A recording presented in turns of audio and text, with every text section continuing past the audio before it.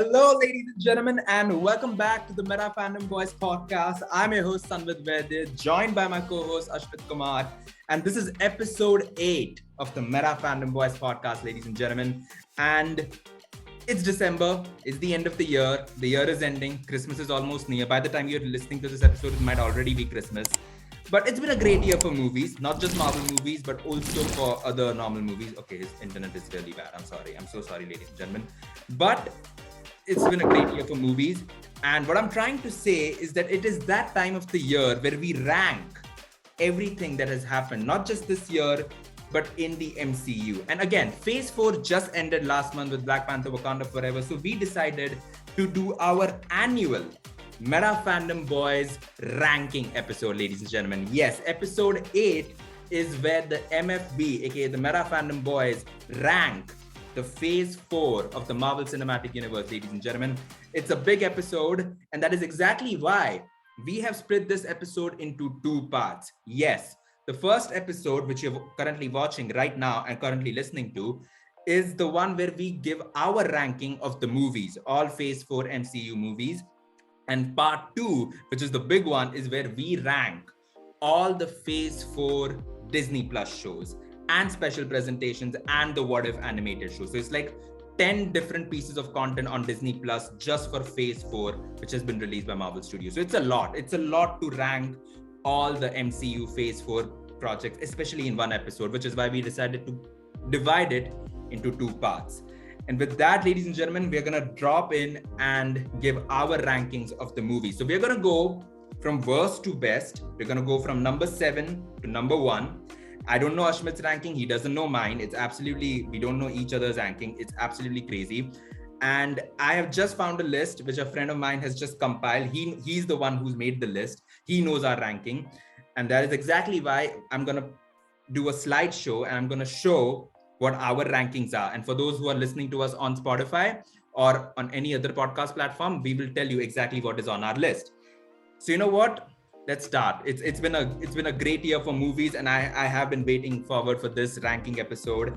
And you know what? We will do an MFP Awards episode as well next year, where we will rank the top 10 best movies of 2022, which doesn't just include Marvel movies, but also includes all the other movies like Top Gun Maverick, Everything Everywhere All at Once. It's a lot. There's a long list for that as well.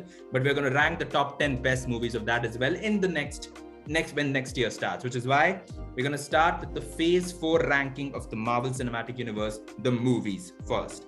So I'm going to share my screen right now. And okay, 3, 2.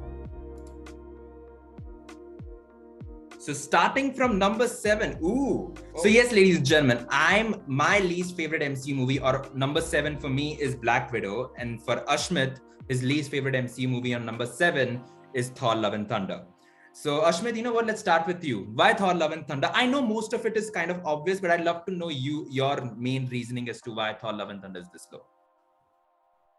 Well, kind of the main reason for me placing Thor Love and Thunder on number 7 also was kind of my experience with the movie as well. I mean, this was one of the movies for which I was really hyped about because I didn't have a chance to see any of the previous Thor movies in cinemas. Ragnarok, I saw it after Infinity War, believe it or not. So, but the hype that was like the way that people had loved Ragnarok, the jokes that they had placed in it, the development that they had showed of Thor's. So many people were relating that, they will continue this in Love and Thunder. And the trailer also showed that. And furthermore, it was going to be the introduction of Lady Thor also, Jane Foster. It was so many people were anticipating that this was going to be a big focal point for the MCU. But so I had actually booked my tickets 19 days before the release, and when the reviews had started coming in, I was gonna like, no. But still, I went to see it in IMAX. I would say that it was the least favorite because number 1, the hype. Second of all, the jokes, they were too corny, and the way that they butchered the characters. I'll start with Gore. They turned the God Butcher into a child kidnapper. Yeah, that was like a very, very like bad use of of not only the character but an actor like Christian Bale. Christian Bale, first of all, he gave a phenomenal performance. He was truly like one of the best performances in the movies. And then after that, the Lady Thor as well, Jane Foster, they just brought her in for one movie. They showed her that she's dying from cancer, and that's it. They just killed her off in the end. And then the turning New Asgard into a touristy spot. Okay, that was also good. That was okay. Wasn't that bad. But then, obviously, the CGI. I mean, we saw in the news now that the way that Marvel is treating the CGI, the team is really bad. But the way that it was used in this movie also, I mean, you see the way that that projection was saw. You remember that, Sanjay? That face. Yeah, Heimdall's son. Ooh, that looked bad. Yes. That looked bad. Super bad. So bad. So yeah, and my biggest complaint, the screaming goats. So irritating. I actually found them. I thought that was the only thing that was funny. That was my second favorite, second baddest complaint. When talking about butchering the characters, Zeus. No, zero. Yeah. They turned the king of gods into like a guy. I mean, I have no complaints about the actors at all. The actors were amazing, but the characters, they just like, what did it do? Like Thor just, what was happening at some point? I was thinking, and then in the end, they used children to fight the monsters. Like one of the things when I was watching the movie, I was thinking like, isn't this like everything that the children are going through with gore coming in and all? Isn't this like gonna leave them traumatized for so many years to come? Exactly. And they're just showing at everything is fine. Children are rescued. They're reunited with the parents happily ever after. Yay. And in my opinion, they could have ended the movie on a little differently as well. Like maybe they could have used the wish for Jane to be cured.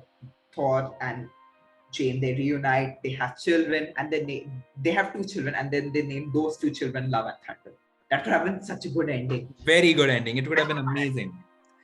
Exactly. And so, you know what? I agree. And that is exactly why I'll explain where my movie ranking for Thor Love and Thunder is. But for me, ladies and gentlemen, Black Widow is the least favorite MCU movie. And I'll explain the timing of this movie. I love Scarlett Johansson. Don't get me wrong. Scarlett Johansson is amazing. She's amazing. And I've loved her as Black Widow. I've loved her in Iron Man 2, the Avengers film, Civil War. It was great. I really liked her. And I wanted to see the Red Room aspect of it all. But the CGI in the third act and Taskmaster, my God, so much hope from Taskmaster. And Black Widow was the first MCU Phase 4 movie. So you were like, okay, you know what? You have Endgame. Then you put Spider-Man Far From Home. The hype is already there. Everyone loves the MCU. Then COVID happened, obviously, unfortunately. So the movie got pushed. But the movie was already ready. And they kept that movie in the shelves for almost a year. And did it, and just then released it in 2021. It's like they could have probably reworked on the movie, rewatched it, and maybe decided, okay, you know what, maybe let's fix this CGI. Because the CGI in the third act, very bad. Like that one scene where Florence Pugh kind of sacrifices herself and like just jumps off the Red Room and just parachutes down. I could see the green screen. It was bad. It was really, really bad. And it's like, some things I really appreciated. Florence Pugh in this movie was amazing. I loved her. Don't get me wrong. Florence Pugh was amazing. David Harbour was amazing. Seeing him outside of Stranger Things was so good. And he was a genuinely great comic book relief. That one scene where they get the prison escape, where they make him escape from prison, so well done. And the opening, I really, really loved the opening. The opening set the tone of the film to be dark and scary, very Mission Impossible, Jason Bourne, spy thriller. Amazing. I really like the opening, the way how young Natasha and young Yelena were taken and how all her family was fake. I really like that aspect. But then after the movie, I just felt most of the comedy felt forced. Most of the ideology of the Red Room, and then I think we were having a little more expectations. We wanted to see more of Black Widow and Hawkeye, how she got into S.H.I.E.L.D. We just got them in like bits and pieces. They never really showed that. She just talked about it in the movie. And I was just like, there was so much potential and it felt wasted. And that's exactly why I personally feel Black Widow is a little low on this list. It's my least favorite MC movie. I like Thor Love and Thunder just a tad bit more than Black Widow. I know. It's crazy. Just a tad bit more. Again, the timing of this movie was bad. If you would have given me this movie in 2017, before or after Thor Ragnarok or something, I would have watched it. I would have loved it. It's just, it kind of felt muddled because you're like, I really miss Natasha, but the end credit scene was good. I loved it. Actually made me realize how much I miss Natasha Romanoff and how much I miss Scarlett Johansson. So yeah, that's it, ladies and gentlemen. That's exactly why Black Widow is my least favorite MCU movie. I know the comments are probably going to hate me. All the fans are like, wait, there's a Thor Love and Thunder is much worse. But I'll explain why I like Thor Love and Thunder just a tad bit more. So you know what? Let's move to number 6. What's on number 6, ladies and gentlemen? It's... Ooh, okay. So yes, my number 6 is Thor Love and Thunder. For those of you who are listening to us on our podcast platform. And Ashmit's just a little bit more we could have matched. Just a tad bit more, exactly. I know. And Ashmit's number 7 is Eternals. Interesting.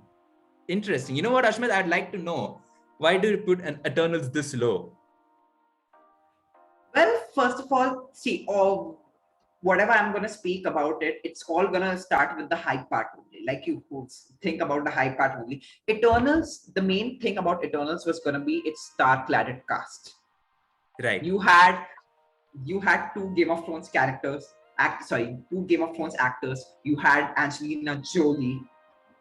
You had so many well-established actors. Many people were thinking that this was going to be the crux of Marvel. But in the end, though, it was all about the hype just going. Because when I saw the Eternals, I found that the action choreography was dull. The visuals were equally bland. And there was the fact that there was nothing to strengthen most of the sequences that were occurring. Like there was no emotional hook. There were no character moments to be found. And you can see the actors were too trapped in the celebrity status. Like for example, if you see Robert Downey Jr. in any of the MCU movies, you didn't see Robert Downey Jr. You saw Tony Stark. You saw Iron Man. When you saw Scarlett Johansson, you didn't see her. You saw Natasha Romanoff. You saw Black Widow. But I didn't see it like this way in the Eternals. I could only see the actors, not the characters, because I couldn't vibe with them that well. So that was my complaint. When speaking about Eternals, I thought it was fine. It was not great, but not terrible also. It was somewhere in the middle. Only I wish I could have seen more character building like you see with James Gunn's movies. Honestly, I think Eternals could have worked well as a TV show. It was too much information to cram into just a movie. It was too much bouncing around between time periods, not enough screen time for side characters, which makes Eternals more one-dimensional than others. And for example, the twist for Icarus, you remember that? Yeah. That could have worked really well in a TV show if they had given time for Icarus' character to be built a little more. You're right. So I agree with that. I 100% agree with that. I place it number 6. Yeah, I agree with that. I personally feel this could have done better as a TV show. But yes, ladies and gentlemen, my number 7 is Thor Love and Thunder. And I'll explain why. You had Christian Bale. Yes, this is probably the one movie role where he gave his absolute best, but the script itself was so bad that the whole movie was just like, okay, you know what? I don't want to watch it. And I can't believe we actually said this on our Thor Love and Thunder spoiler review. We actually said this movie was better than Doctor Strange in the Multiverse of Madness. I take that back. I am so sorry, ladies and gentlemen. It's not. Because Thor Love and Thunder, I'll be very honest, the first time around, the jokes were cringe. But I was like, you know what? I'm trying my best to like this movie. I watched it the second time. I just had to pause the movie and switch it off. It was bad. It was really bad. And the thing is, the jokes don't land the second time around. How were you watching it the second time? I tried my best. I know, Sanjit, you're a big Marvel fan, but still, this is too much for anyone. I know. And the thing is, I tried my best to be like, okay, you know what? There's something good about this movie.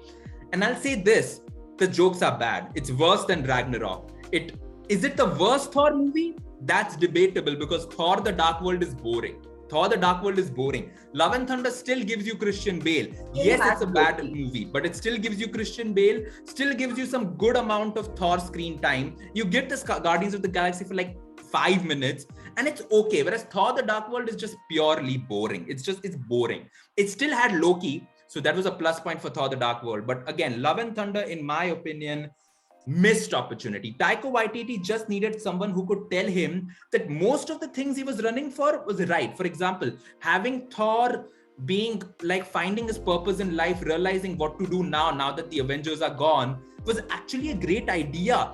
But then you mess it up with the god butchering, and then you don't show any god butchering except the opening scene. Like, what's the point of having the god butcher if you don't show him killing? God damn it, that was the worst freaking part. It's just, again, some people will have like much longer essays as to why they hate this movie. And again, the jokes don't land. The goats, in my opinion, were kind of funny, but after a certain point, they got annoying. The fight with Gore on the planet, on the moon, that was actually nice. I kind of liked it. Some of the CGI looked noticeable, but it was the one point of action in the movie where I was like, shit, that's cool. That's kind of nice. And then Russell Crowe. Oh my God. Russell Crowe kind of like, they made him funny and they made him fat. And Russell Crowe, it's like wasted potential. This movie was an entirely wasted potential. There could have been so much more with this movie. And it just didn't land for me, ladies and gentlemen. That's exactly why Thor Love and Thunder is on my number 6, but it's just a tad bit better than Black Widow. So yeah, that's it. So let's move to number 5. Now is where it gets interesting. Number 5 is, okay. So my number 5, ladies and gentlemen, is Doctor Strange in the Multiverse of Madness, and Ashmit's number 5 is Black Widow. You know what, Ashmit, you'll start with Black Widow. You liked it obviously more than me. So you know what? I'd like to know what you liked specifically. Well, of course, I was very excited for Scarlett Johansson to have her own movie. I mean, this was the second female lead after Brie Larson to have her own. And we have been seeing Scarlett Johansson since Iron Man 2. We haven't seen her for a long time. And since we saw her die in Endgame, many people were excited to see her return on the big screen as well. But also the hype factor played here as well also didn't meet the expectations. I mean, when we saw the trailer, we saw Taskmaster. We saw an individual who can copy the moves of all the previous Marvel heroes, who can be proved to be a formidable villain. But, so I found Black Widow bad, but I didn't find it as bad as the other movies. That's why I placed it on the number 5 position. For Black Widow, you can see that I've seen this Marvel to have a problem. Like, it's hard for an MCU movie to show an individual who has no superpowers as the main lead. I mean, they did well with Hawkeye, but I guess they learned the lesson from Black Widow as well, because all the other main leads, they had some kind of superpowers. Black Widow was the first one who had to. Other movies of other genres, they had no problems. Like, you have no problem with showing James Bond being cool, but maybe adopting that formula into MCU movies, maybe it did not go as well as they expected. And Black Widow it had a flat visual style, it had a very generic structure, and it had an instantly forgettable villain. Like Taskmaster, we were expecting him to be to reach a high level, but we instantly forgot, and the plot twist also we saw it coming. So Black Widow, it was uninteresting. It went out of its way to having any sort of personality. But other than that, Scarlett Johansson, I really loved her acting. I really liked the performance of the other actors as well. So that's why I placed it on a much higher position than Eternals or Love and Thunder. Actually, one point of Black Widow, which was super funny to me, and I was like, okay, you know what, that's silly, was Dreykov in the Red Room and Natasha breaking her nose to remove that spell. It was so funny. And again, I think they did that in the comics, but it was even funny in the comics. So actually doing something which was funny in the comics and silly in the movies was just, it didn't make sense. I was like, that's silly. Why are you doing that? I don't know, breaking her nose, and then I don't know, it felt very... Dreykov is an instantly forgettable someone villain. Who hasn't read the comics, which consists of the majority of the MCU viewers, you can say like almost like only 35 or even 30% of the people who watch Marvel movies have actually read the comics or are interested in it. So if you like incorporate those jokes, it's not maybe that easy to understand. Exactly. But yes, ladies and gentlemen, for me, number 5 is Doctor Strange in the Multiverse of Madness. Again, missed opportunity. Sam Raimi delivered. Don't get me wrong. I do not blame Sam Raimi at all for this movie. He delivered an absolutely amazing job.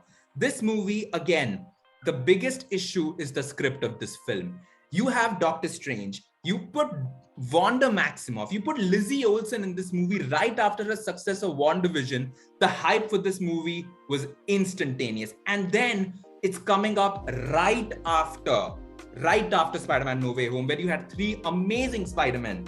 And then you deliver a multiverse movie which has multiverse in the title, and you only show me 2 universes? What the frick? It's like, the visuals were amazing. I loved the traveling scene of Doctor Strange and America Chavez traveling from one universe to the other, one multiverse to the other. It was amazing. I really liked that. But we saw only 2 universes. There was so much potential. You put Multiverse of Madness in the title and you only show me 2 multiverses. What's the point? What's the freaking point? And it's just, the thing is, Wanda Maximoff. I love Lizzie Olsen. Don't get me wrong. I love Lizzie Olsen. I loved her in WandaVision. And then you waste her character arc and turn her into a full-blown villain. It's like WandaVision was step 1, step 2 into her turning into a villain. And Multiverse of Madness was directly step 8, 9, 10. And it just skipped all the steps, step 3, step 4, step 5, step 6, step 7. It literally skipped all of that. You just turned her into a villain without zero intention. And you then base the entire argument of, oh my God, she was reading the Darkhold. That's why she became a villain. It's just like, there is some sort of sense, the script was bad. The movie was not. Elizabeth Olsen delivered a brilliant performance. She was a great villain. Even though I didn't want her to turn into a villain, I knew that she was going to turn into a villain eventually. But then Michael Waldron actually said in an interview that he did not want to wait all the way for some Avengers movie to use the Scarlet Witch as a villain, and wanted to use her first in Doctor Strange. Bro, wait, man. Just wait a little bit. You have Scarlet Witch, you have the absolutely amazing Elizabeth Olsen portraying such an amazing character. At least in Wanda's arc, which started in WandaVision, it just makes zero sense to completely turn her into a full-blown villain without actually explaining her thorough reasoning. You can't just say, oh my God, she's finding her kids. And that reasoning which she gave to Wong at the Wondagore Mountains was that I want my kids I want to control the multiverse, so that if anything happens to the kids I get from one universe, I can instantly change them from another universe. If my kids get sick, I can find a cure by traveling the universe or traveling the multiverse. What cure? The kids were fake. Okay, they were real in a few other universes. You could have taken over one universe. Why do you want to control the multiverse? That's the whole point. Multiverse of Madness, so much hype. God knows you're coming out of Spider-Man No Way Home. You're like, oh my God, it has multiverse in the title. We're going to get cameos. It gave us cameos. I still like the fact that we got the John Krasinski cameo. We got the Patrick Stewart as Professor X cameo. We got the Black Bolt cameo. We got Peggy Carter, not from What If. It was a completely different version, but you know what? I'm happy with it. And that's exactly why it's still better than Black Widow, still better than Thor Love and Thunder. Great visuals, great acting, great directing, bad script.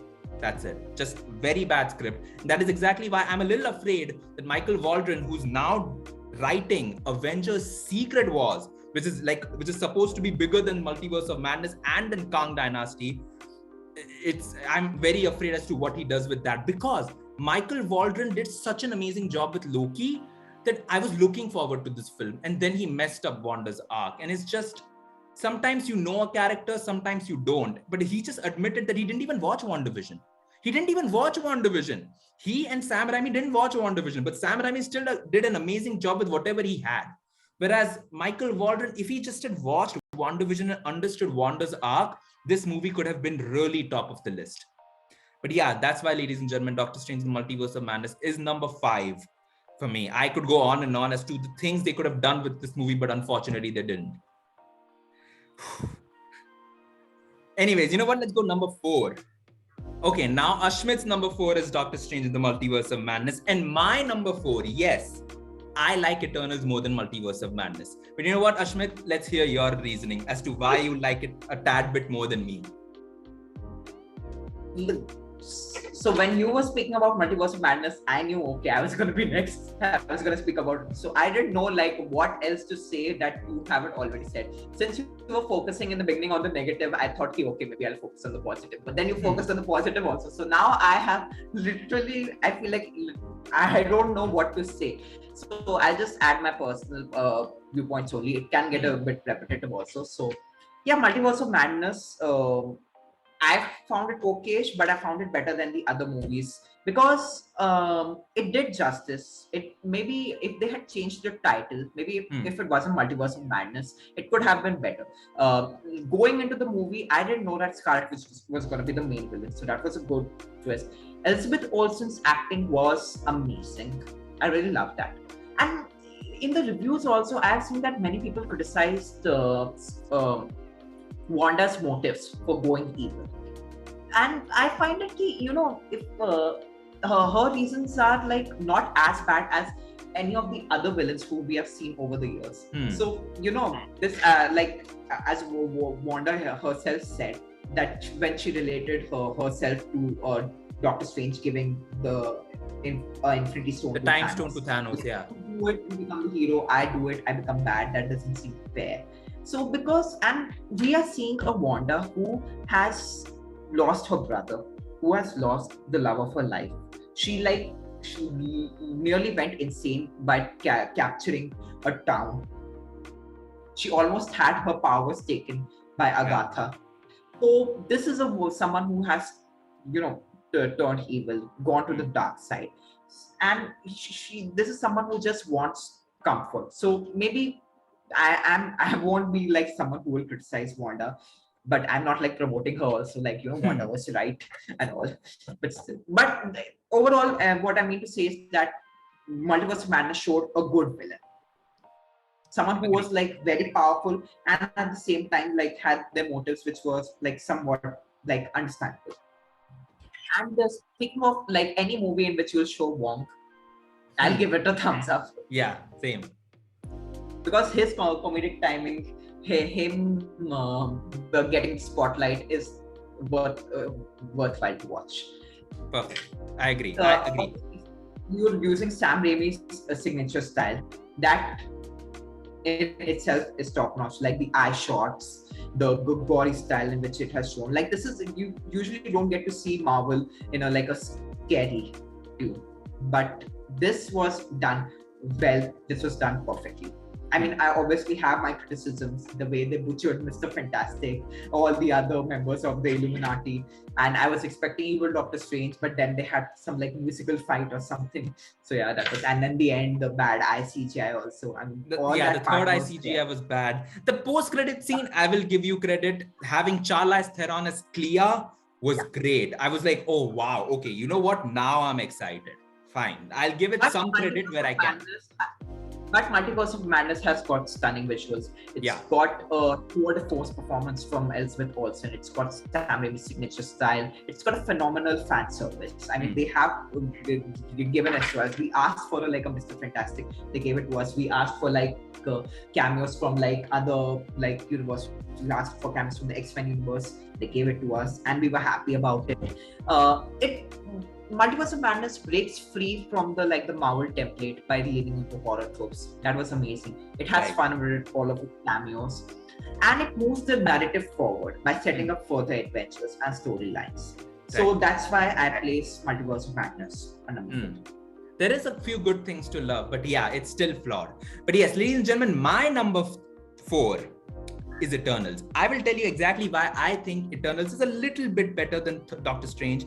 It's because at the end of the day, yes, it's a completely different Marvel movie. If you remove the Marvel Studios logo from the film, I would literally not even recognize the fact that it's a Marvel movie. It doesn't feel like a Marvel movie. It feels like a Chloe Zhao Oscar picture. It feels like a Chloe Zhao movie where she just took 7 to 8 different characters who are also secretly living on Earth and they just merged with the Marvel Cinematic Universe. You put a few MCU Easter eggs here and there, and this movie has something very unique to offer to the MCU.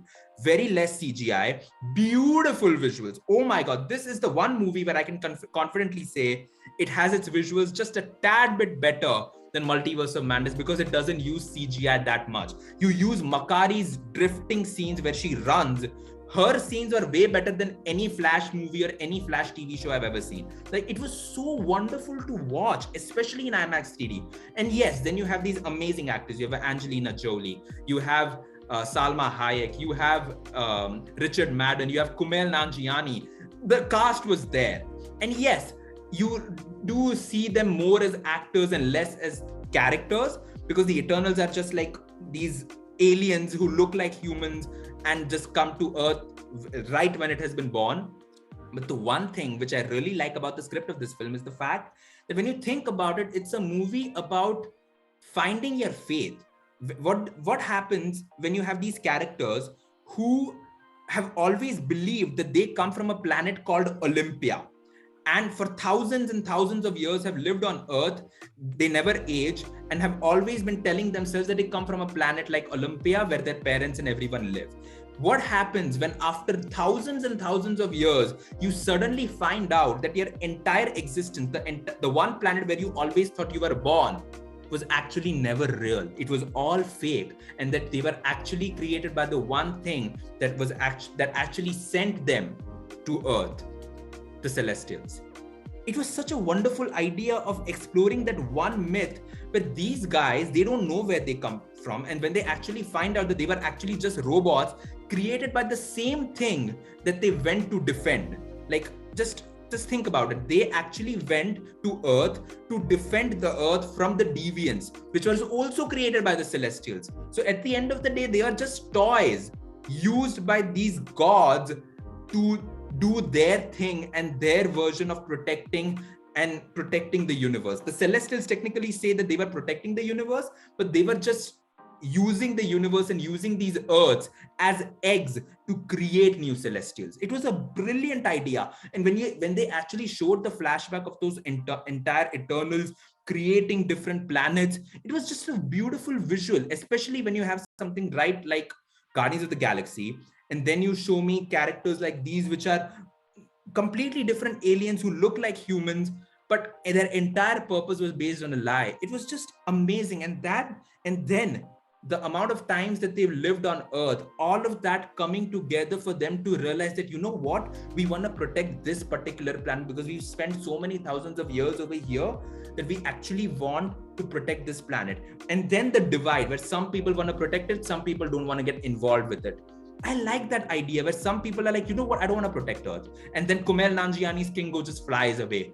He didn't even fight in the final battle. It was so smart. And I was like, okay, you know what? These guys have different opinions. And then that entire celestial flag coming into the middle of the ocean. Again, it hasn't been referenced much except one episode of She-Hulk, but it was amazing to watch. And then you see Icarus, who's like, no, you know what? The Celestials created us. I will follow them. And then he fights amongst the rest of the people. And you see these differing opinions. You see the deviants. You see Angelina Jolie actually killing people using a sword. It was just so visually thrilling. And I was like, you know what? This is actually something so unique.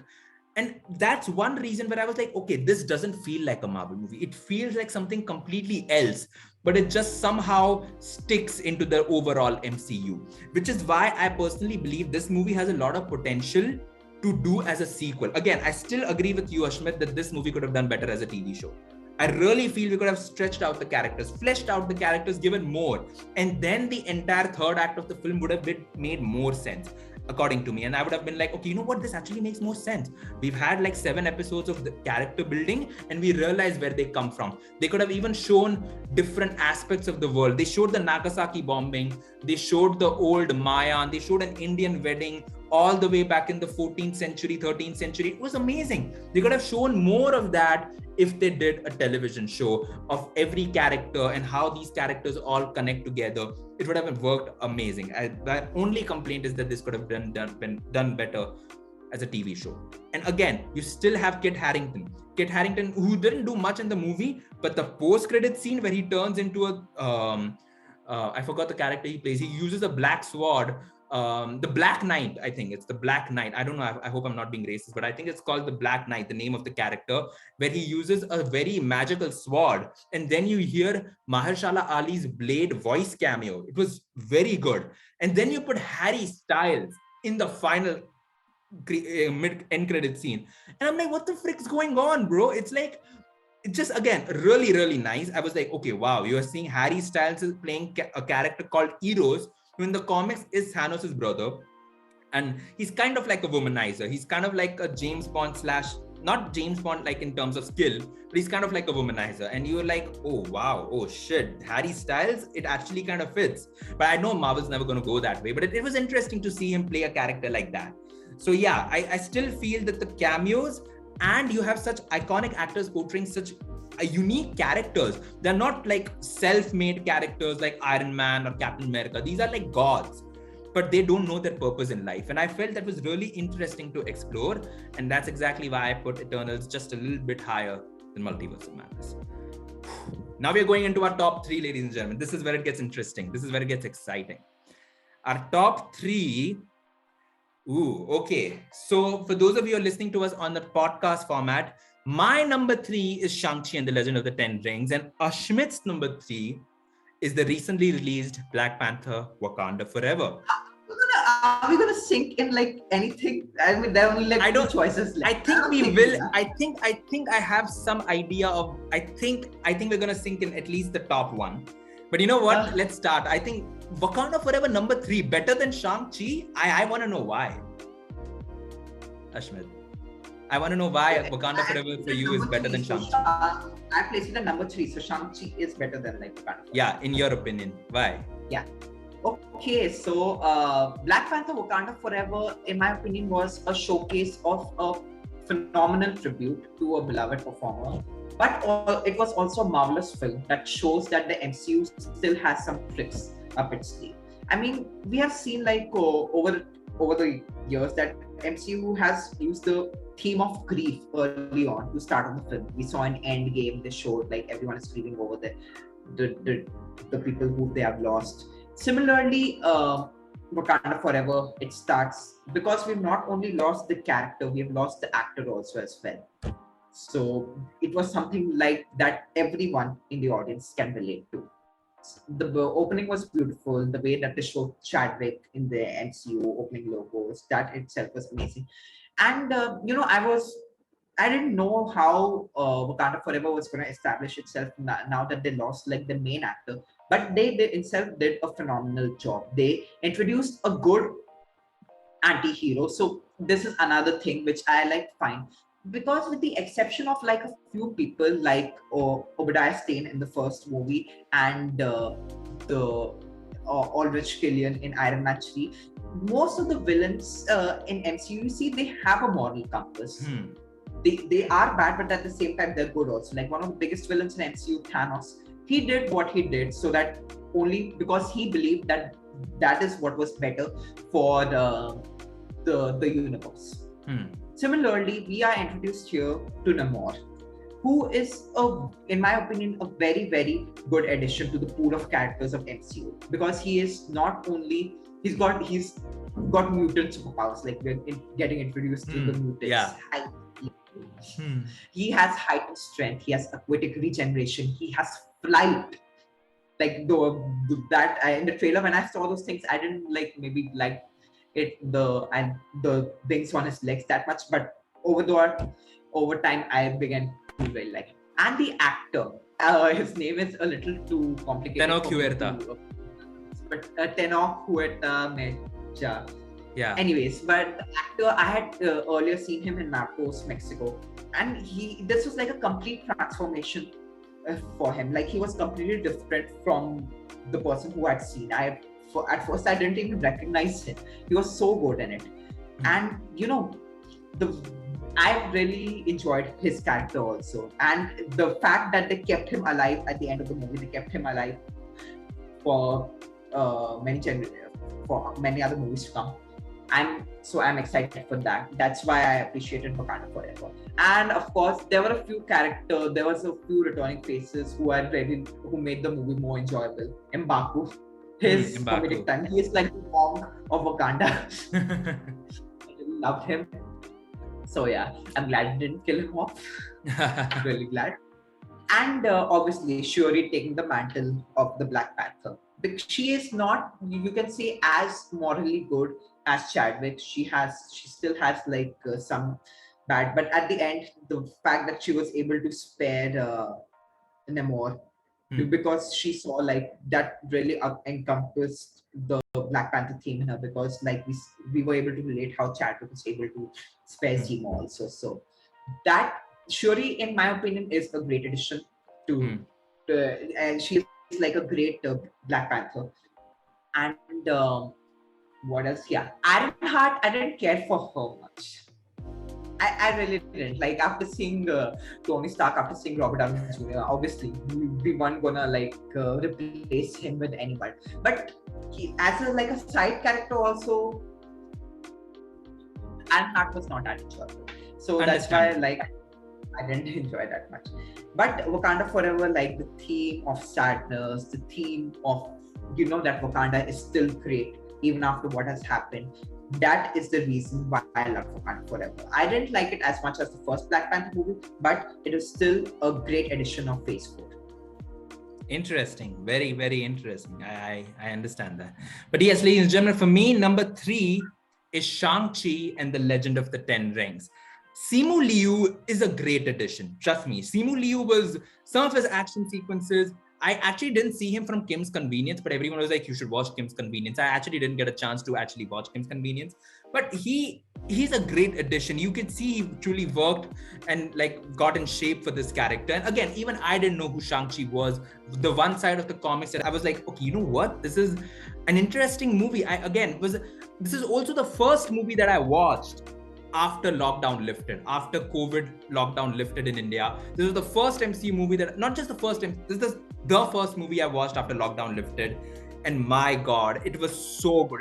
And the thing is, I watched Black Widow on my laptop, whereas this was the one movie I watched in the big screen, and wow, it blew me away. I was expecting a normal generic origin story, and yes, it was amazing and like normal, but it was better than generic. It was way better than generic. And again, origin stories, in my opinion, are kind of like, it kind of gets boring. Like everyone wants to see Avengers type level, everyone wants to see sequels, and like everyone wants to see the natural progression of an already existing character, whereas origin stories are kind of getting outdated, or should I say something that not a lot of people are really enjoying. Whereas Shang-Chi, in my opinion, was a brilliant origin story. I think one of the best origins films in the MCU, one of the best origin stories, at least in my opinion. You have martial arts, you have Jackie Chan level martial arts, amazing action sequences. I think the one action sequence in the San Francisco tram, so good. Just the hand-to-hand combat movements,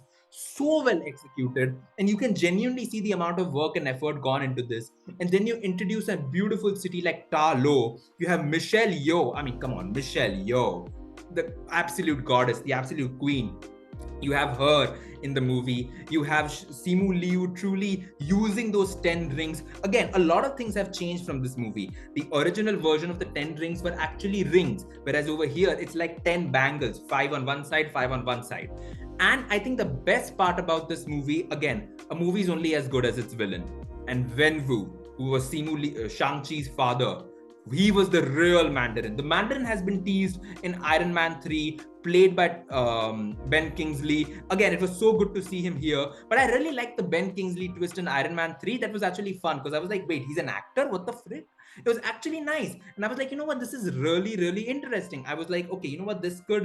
They could actually do the Mandarin version sometime later, and they did it, and it was so well done. I'm okay with the fact that it's bangles. The bangles make much more sense, because again, the rings are something, you've done the infinity thing, you've got the infinity stones. Rings are something, okay, I can understand. Whereas why these bangles absolutely work. The opening where you see how Wenwu has been living his life and how the rings have given him immortality, it was so well done. And then him actually fighting, thinking that his wife is actually alive, and fighting to get to the dark side of Talo, and how that dragon was controlling his brain and pretending that his wife was alive.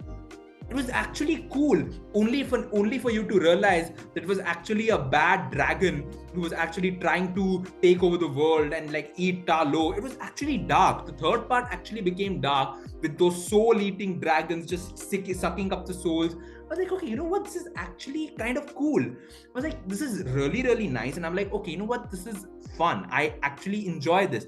Then you put Aquafina. Oh my God. Aquafina was so much fun. And her jokes absolutely landed. Her jokes were so fun. Her jokes were, I think, the one antidote, something Thor Love and Thunder should have been, but unfortunately was not. Awkwafina's every joke landed. Every joke of Awkwafina's landed. This movie was funny. It was action-packed. It was great origin story. It was amazing. It was everything that I wanted from an origin film, and it blew my mind in every way, shape, or form. And I exactly understand as to why Destin Daniel Cretton, the director of this movie, was chosen to direct Avengers: The Kang Dynasty. I can actually see why, because he did the action, he did the choreography, it all worked perfectly. I loved it. I really, really like Shang-Chi and Legend of the Ten Rings. So yeah, for me, it's number 3. So yeah, I think it's time to reveal our top 2. This is where it gets exciting. Our top 2. I think I know what our top 2s are. I knew it. Ashmit's number 2 is Shang-Chi and the Legend of the Ten Rings for you guys. I know it's. I think now that we know our number 2, I think our number 1s are gonna sync. I think it's very obvious now. But yes, Ashmit's number 2 is Shang-Chi and the Legend of the Ten Rings, which means he liked it better than Wakanda Forever. Whereas I liked Wakanda Forever so much, I was about to put it number 1, but I just realized, but there is just something about the number 1 film. We'll explain when we get to there, which I personally believe Wakanda Forever could have never done. But Wakanda Forever, at the end of the day, we'll explain as to why it's so good. We've already explained it in our spoiler review. But you know what, Ashmit, I want to know, why do you like Shang-Chi just a tad bit more than Wakanda Forever? Tanvit, I love you, but one thing I do not like about you is like you take all the points that I want to say. So yeah. But if I want to say, like, from my personal note, Shang-Chi and Legend of Ten Rings was, you can say, one of the few Marvel movies of Phase 4 that was actually worth the hype. Shang-Chi is Marvel's first Asian lead, and the style of the film was on the rich history of Asian cinema, like the way that they show martial arts movies, gangster films, romance. All of it was somehow incorporated into this one movie. Just like the recent Disney Plus shows like WandaVision and Loki, Shang-Chi's greatest strength is its power to surprise, which was something that I really appreciated. And drawing on the superhero style myths and legends of a completely new culture, Shang-Chi had a edge in its origin style than something that was missing from like a familiar fare like Black Widow. From the moment Shang-Chi busts out its martial arts skills on board a runway bus, the Legend of the Ten Rings is all about action. The fight scenes were coordinated. In case you don't know, the fight scenes were coordinated by the late Brad Allen, who was a frequent collaborator with Jackie Chan. And the set piece punch-ups were with a zest were all too rarely seen in Hollywood blockbusters. So you know that you have seen the movie, you know how great the fight scenes were, but if you actually know the background about it also, it adds a little more appreciation also. Each character and each fight had a personality expressed through their style of fighting. The hero's personal growth is symbolized by his changing fighting style, and the movie had a depth and satisfying piece of visual storytelling. That's why Shang-Chi was, in my opinion, the second best movie of Phase 4. Very good. I understand. The thing is, it's a really good movie. I just feel Wakanda Forever, in my opinion, was just perfect. How can you make a movie without when the lead actor of the lead character of the film is genuinely dead in real life, and still somehow keep the narrative on Wakanda as a nation, as a third world nation, with all of these amazing resources which everyone wants to take advantage of, and still introduce a beautiful new story that doesn't in a way or the else feel like it's recasting the real actual Chadwick T'Challa. and still feels new, still feels real, and still keeps it in the family. That Black Panther is not just all about Chadwick and about T'Challa, but it's more. It's more about Wakanda. It's about Wakanda. It's about the people of Wakanda. It's about this third world nation. When you explore the Black Panther side of things, it's not just Black Panther, it's Wakanda, it's the city, it's the resources, it's the vibranium, it's the people, it's the culture. And that's something Wakanda Forever truly builds up on. At the end of the day, it is still an origin story for Shuri. It is still a story of a sister mourning the loss of her brother, a mom mourning the loss of her son. And all of this in the wake right after Endgame. And it's just, you have such a, and again, I really like the idea that they didn't like explain the disease as to how he died. I understand that, I respect that. They made sure that, okay, Chadwick died in real life, they're also gonna have a natural progression as to how T'Challa died in the film, and you move the story forward instead of being like, okay, you know what, Chadwick is still alive, we're going to do a CGI version of him, we're going to put someone in a random CGI suit, and we're going to recreate Chadwick Boseman. I'm so happy they respected the legacy, and that's something you can truly expect when you have Ryan Coogler, who truly understands the respect and the amount of appreciation that people have for the Black community in this film, and maintaining and making sure why they love this movie so much. And again, there were so many debates going on, hashtag recast T'Challa, hashtag recast T'Challa, and I really respect the decision that they were like, no, Chadwick is T'Challa. We're not going to recast him. We're going to do a new story that respects him, respects everything he stood for in this film, and as a character, and everything he stood for as Black Panther, and still have a natural progression as to why Shuri deserves the mantle. Not because it's in the kingdom and because she's his sister, but because you have a mother who's now taken the throne. She's fighting off all these people who are trying to invade Wakanda, invade its resources, and she's still the one person fighting for her life at the throne and being like, no, we're going to take control of this. And she's still mourning in her head the loss of her son. And in that, you introduce Namor, especially when the entire state of Wakanda is reeling from the loss of its king. You then introduce the biggest adversary that Black Panther has ever faced, Namor. You have a mutant with flying freaking feathers on his feet, who can fly, who lives in the water, has been alive for millions and millions of years inside the water, and then you make him attack Wakanda. And why? Because of vibranium. It was a great way of connecting the vibranium story and actually giving the audience's aspect that, wait, Wakanda wasn't the only country where the vibranium, where the entire vibranium rock or the vibranium meteor fell. It actually also, part of it fell inside the water. Great way. I think that was something they could have probably involved the Eternals in as well. But again, the Eternals weren't trying to conflict with anything that was already happening on Earth. So I respect that. But again, the actual vibranium aspect of it, having Namor, giving Namor a backstory.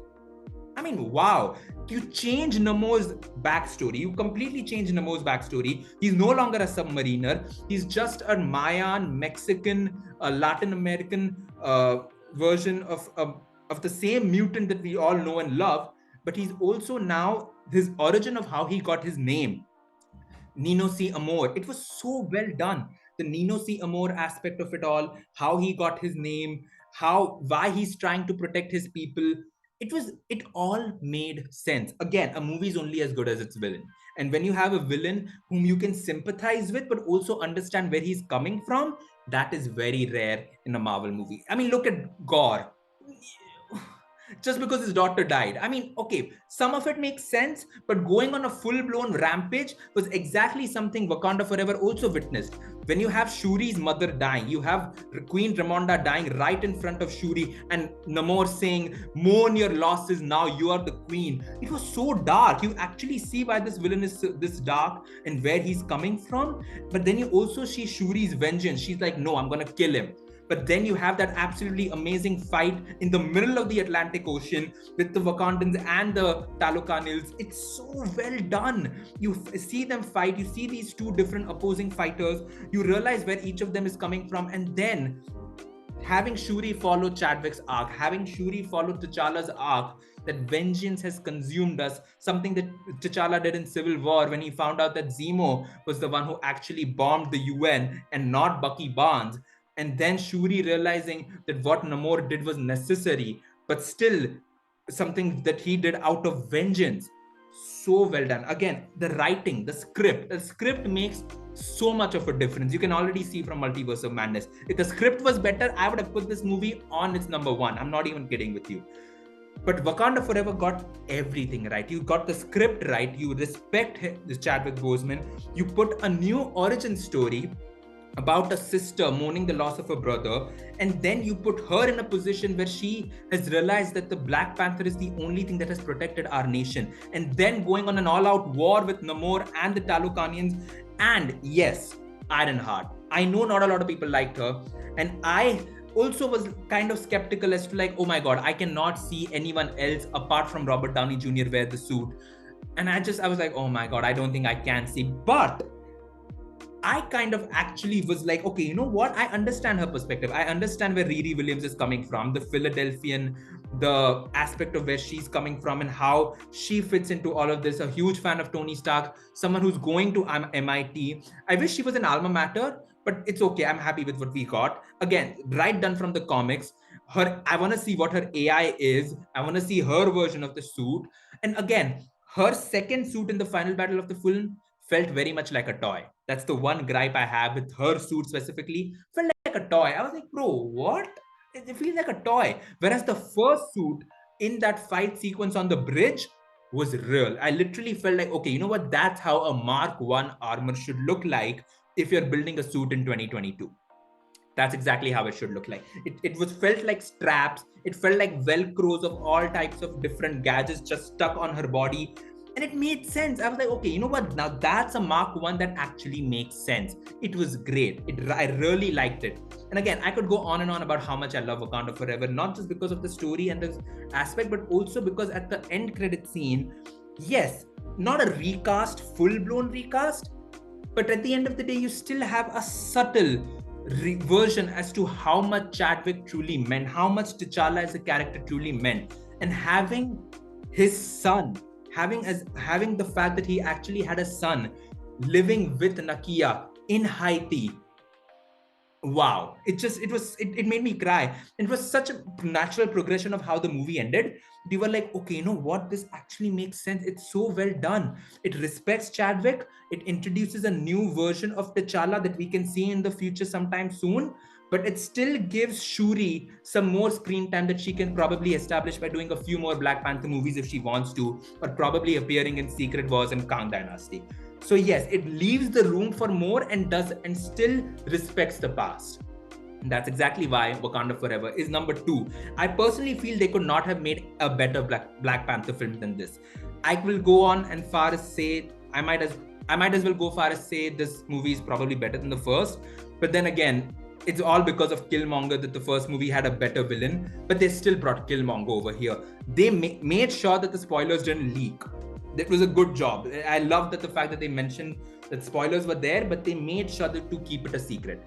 And again, I could go on and on about Wakanda Forever, but unfortunately, we do not have the time. And yes, if you really want to see us talk more about the film, you can check out our spoiler review. If you haven't already, please do so. If we truly go in depth of the film. But yes, I think it's time to reveal our number 1 film, which is very obvious. I think we already know what it is. And if anyone else has a different number 1, we would love to know about it in the comment section. We would love to know if you could give a different reasoning as to why this particular movie is number 1 and not the movie that we're about to show you. The most obvious number 1, ladies and gentlemen, is Spider-Man No Way Home. It's just, when you think about it, Spider-Man No Way Home and Wakanda Forever have some similar traits, but then you put 3 Spider-Man. Come on. You know what, Ashmit? Okay, you know what? Let's start your version of why you like No Way Home. Then I'll talk about mine. I won't steal any points.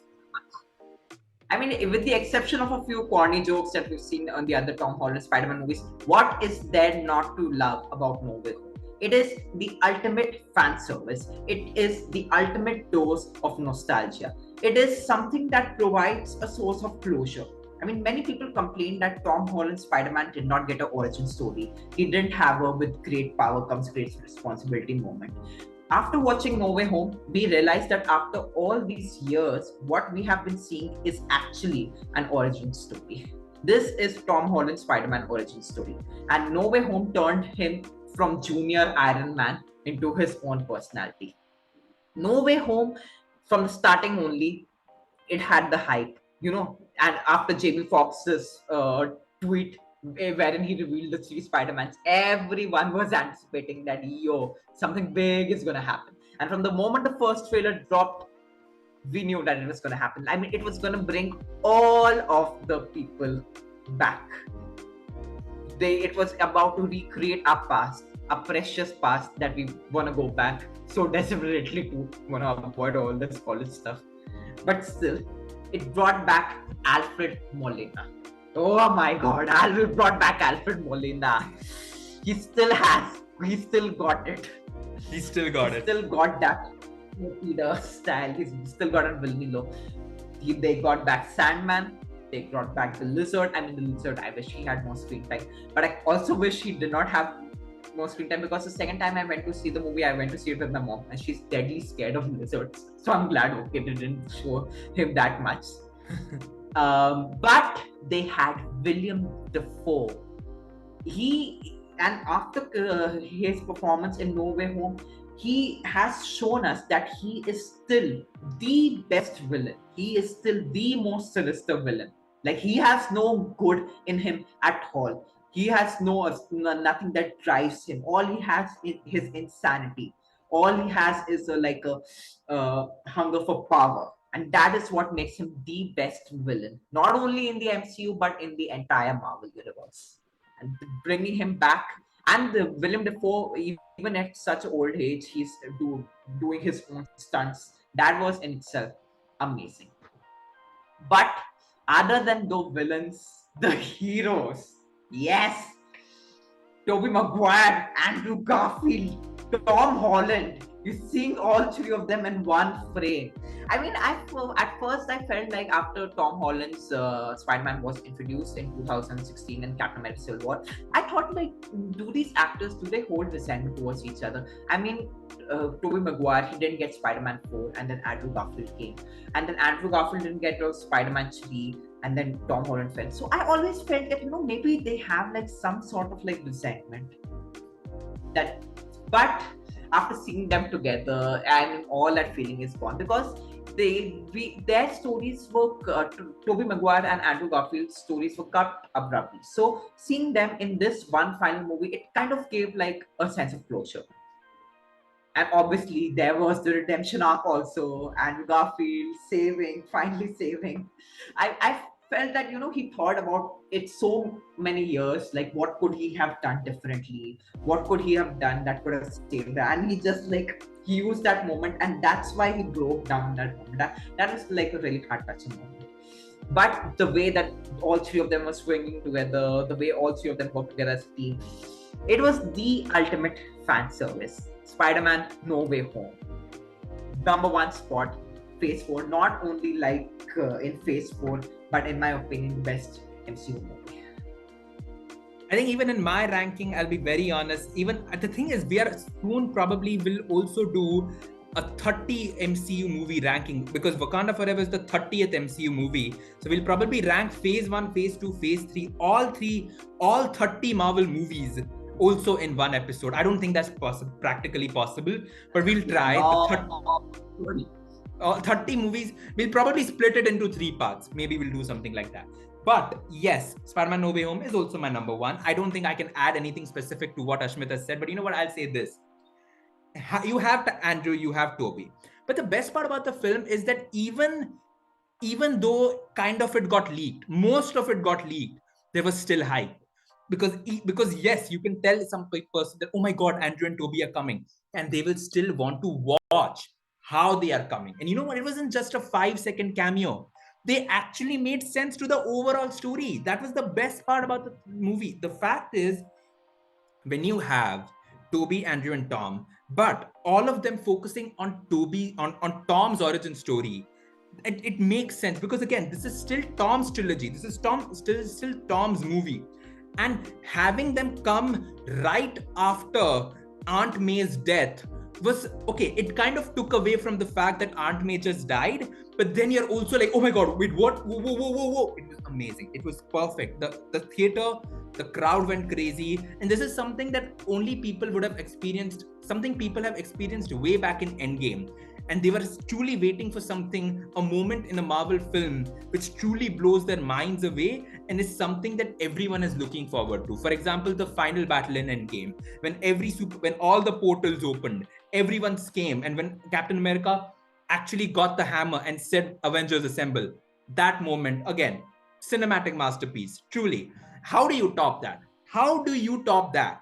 Again, I think Marvel has the answer. They did that with No Way Home, and I still believe that they can do that with Kang Dynasty and Secret Wars, and I hope that they do.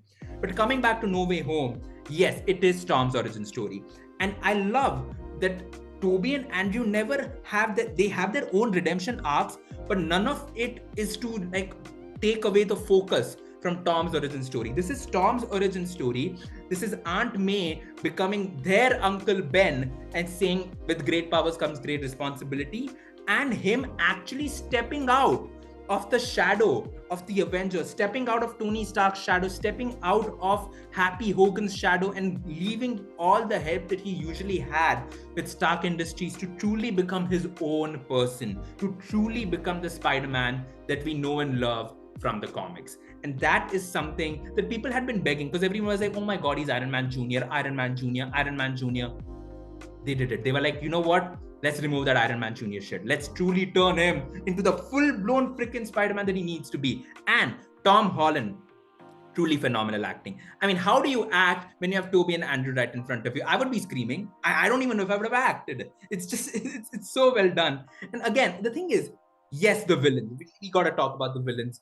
Willem Dafoe, enough said. The thing is, you can introduce as many villains as you want. You can introduce Kang, you can introduce Thanos, you can introduce Namor, you can introduce Vengu, and they're great villains, but nothing comes close to William freaking Dafoe. That man was born to play Green Goblin, and he is still the best Green Goblin ever made. Like, again, I don't think, the thing is, even the next 3 Spider-Man movies, which I'm assuming Tom Holland has already signed the contract for, there is a Spider-Man 4 coming.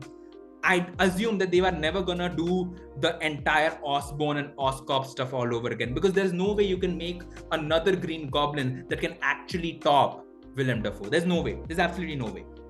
And this movie solidified that, again, not only was it a beautiful fan service of a film, and yes, this movie still has plot holes, by the way.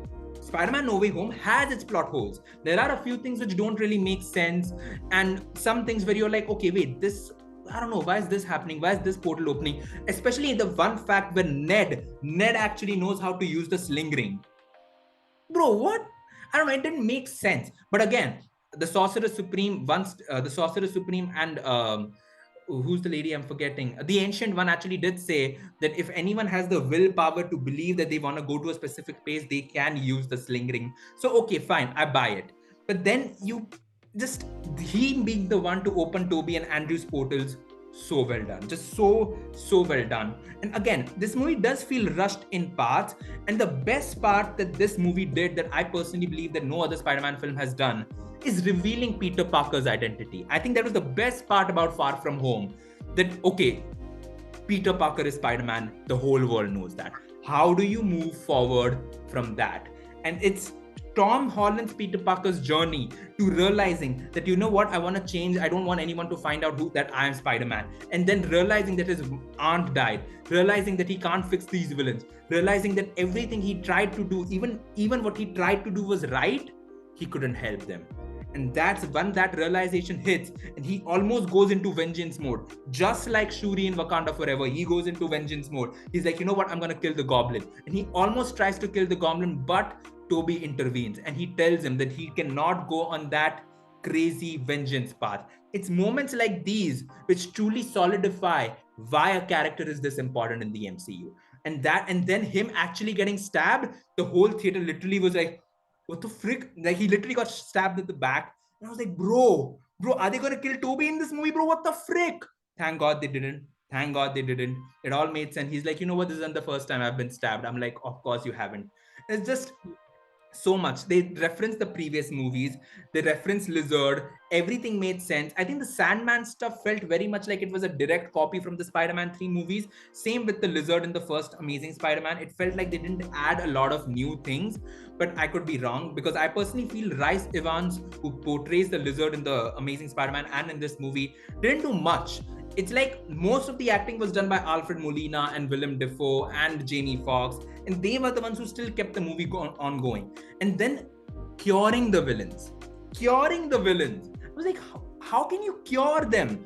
But then you use Stark Industries to cure them. You remove the thing which is actually controlling Alfred Molina's Doc Ock. I was like, wow, that's something I never would have thought of. Like, that's a really nice way of, okay, you know what, let's cure these people. And the cure was in their universe. That was very smart, very smart. I was like, okay, you know what? Them actually curing the villains. Again, at the end of the day, it still doesn't change that they're still gonna die. But at least it was from their way, a way of, you know what, okay, you know what, we are gonna try our best to cure these villains. So it actually made sense. And again, we could go on and on about this movie. We should probably do a spoiler review and explain things which we didn't like about No Way Home. That would be an interesting video or an interesting episode of the podcast. But yes, ladies and gentlemen, this is our ranking of the MCU Phase 4 movies. Spider-Man No Way Home is number 1. We'll say this again. My number 1 is Spider-Man No Way Home. Number 2 is Black Panther Wakanda Forever. Number 3 is Shang-Chi and the Legend of the Ten Rings. Number 4 is Eternals. Number 5 is Doctor Strange in the Multiverse of Madness. Number 6 is Thor Love and Thunder. And number 7 is Black Widow. Whereas Ashmit's ranking is number 1 is Spider-Man No Way Home. Shang-Chi, the Legend of the Ten Rings is number 2. Wakanda Forever is number 3. Multiverse of Madness is number 4. Black Widow is his number 5. Eternals is number 6. And Thor Love and Thunder is his number 7. So yes, these are the movies. Now the shows. I don't think we're going to do the shows obviously today. Part 2 is going to be us ranking the shows. The shows episode actually might be like 4 to 5 hours long. So if you have the patience to sit down for that, please do, ladies and gentlemen. We would love, you can listen to that episode in parts as well, because ranking the shows is way harder because you have like 6 episodes of each character. It's crazy, ladies and gentlemen. And that's exactly why I'm going to tell you part 2 is going to be way bigger than this. But overall, ladies and gentlemen, thank you so much for tuning in to this episode of the Meta Fandom Boys. Thank you so much for tuning in to our ranking of the Phase 4 movies of the Marvel Cinematic Universe. Phase 5 starts in February with Ant-Man and the Wasp: Quantumania. A lot of it is riding on that film. We'll see how it is. We will obviously see a spoiler review and on that film as well when the movie comes out. We're also going to Comic-Con next year. At least I am. Ashmit, I don't know about you. I am going to Comic-Con next year. And it's going to be a great year. And yes, this is our ranking of MCU Phase 4. So yes, ladies and gentlemen, thank you so much for tuning in. Make sure to subscribe if you're listening to this on your on YouTube, and make sure to follow us on Spotify. And before I end this podcast, I just want to say we also got our Spotify Wrapped this year. It's been 7 months since we've been doing this podcast. I just want to thank the 32 fans, according to Spotify, for whom this podcast is number 10. It's like for 32 fans, this is the number 1 podcast. And for 10 fans, it's the number 1 podcast. It's the one podcast they only listen to. So for those 10 fans and for the rest of the 22 fans, I just want to thank you from the bottom of my heart from listening to these episodes. We truly try our best, and we're going to make every episode better we try our best to make every episode as better as we can. And that is exactly why we decided to do a ranking episode, so you guys can know where our rankings fall in. And ladies and gentlemen, thank you so much to every single person who listened to this episode. So yes, ladies and gentlemen, that's where I'll end the episode. Thank you so much for tuning in, and we'll see you for part 2. So make sure you're subscribed, make sure you follow the Spotify, and we'll see you for part 2. Bye-bye.